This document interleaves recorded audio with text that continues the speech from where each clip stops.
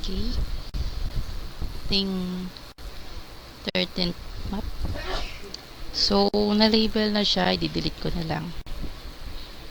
Then, ito, meron tayong overlap. So, paano pag-delete ng overlap? Yes, ito yan.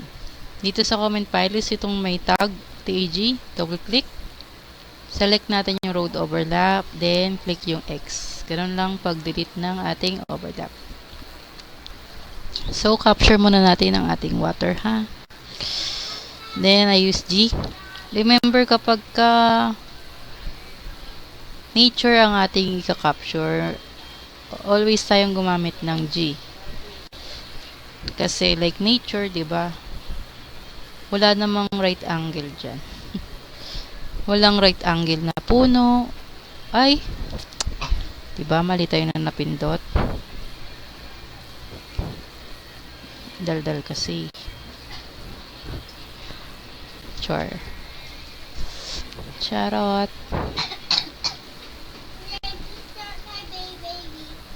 Chilang.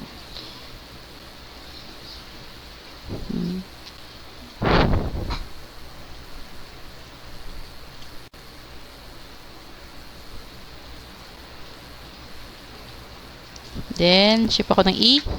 Spacebar, click sa loob. Ayan. Then, ayan. After natin ng ng water, draw naman nating sidewalk. So, I think this will be a sidewalk. Sa exam na to, ito is, mali.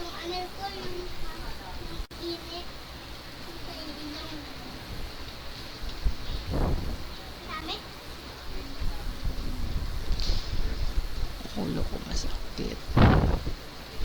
Spacebar, press Y. Then, this one.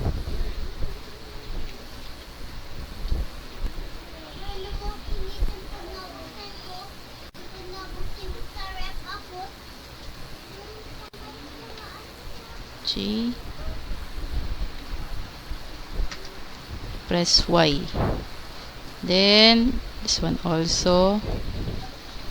I use S. S na yung gagamitin ko dito. Kasi straight naman na siya.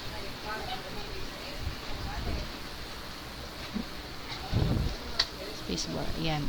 So, naputol siya dito. Diba?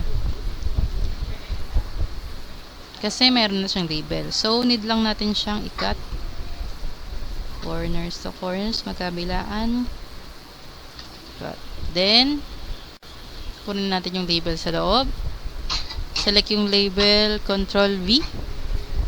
Change category into sidewalk. I mean, add ng category into sidewalk. Then, select, press N. So, this will be our map 13.